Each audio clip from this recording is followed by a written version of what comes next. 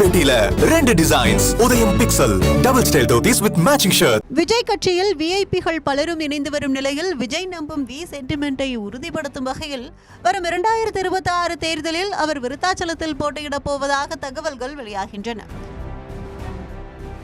விஜயகாந்த் முதலாக வெற்றி பெற்ற தொகுதி என்பதால் விஜய் இதில் பெரிதும் ஆர்வம் காட்டுகிறார் என்கிறார்கள் அரசியல் பார்வையாளர்கள்.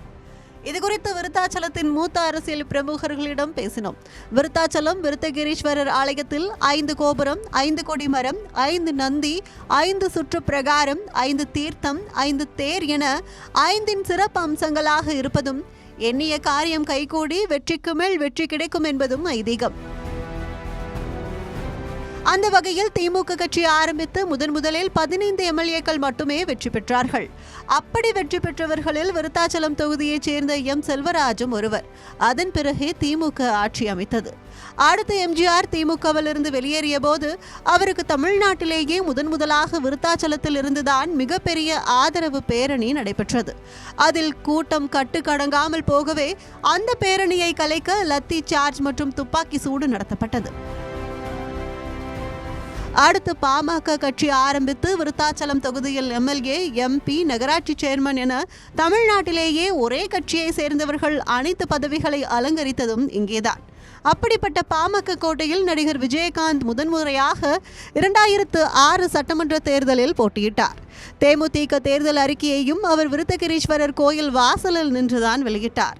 தனது கட்சியின் ஒரே எம்எல்ஏவாக வெற்றியும் பெற்றார். இப்படியாக ஒவ்வொரு காலகட்டத்திலும் ஒவ்வொரு கட்சிக்கு அடித்தளமாக விளங்கிய விருத்தாச்சலம் தற்போது விஜய் கண்ணில் பட்டிருப்பதில் வியப்பு இல்லை. விஜய் தாவேக கட்சியை ஆரம்பித்து முதலில் மாநாட்டை விழுப்புரம் மாவட்டம் விக்கிரவாண்டி வி சாலையில் தான் நடத்தினார். அந்த வகையில் வி சென்டிமெண்டாக தற்போது விருத்தாச்சலத்தை விஜய் தேர்ந்தெடுத்துள்ளார். விருத்தாச்சலத்தை பொறுத்தவரை ஆரம்ப காலம் தொட்டே இங்குள்ள ரசிகர் மன்றத்தினர் சிறப்பாக செயல்பட்டு வருகிறார்கள்.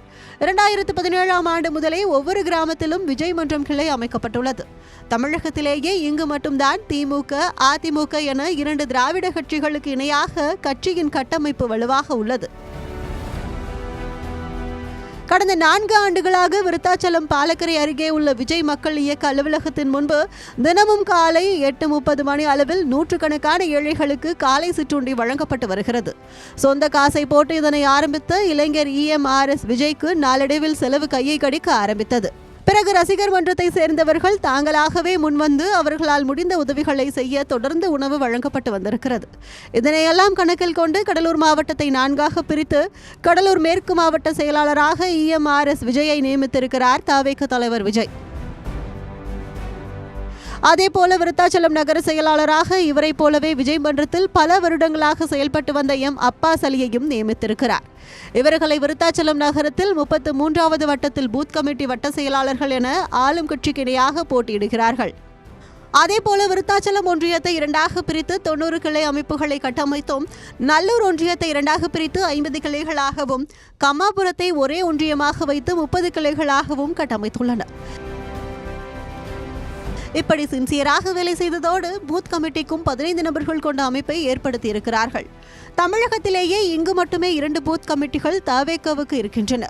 திராவிட கட்சிகளைப் போலவே ஆதார் எண், முகவரி, செல்போன், பாஸ்போர்ட் சைஸ் போட்டோ ஒட்டி கனகச்சிதமாக உருவாக்கி வைத்திருக்கிறார்கள்.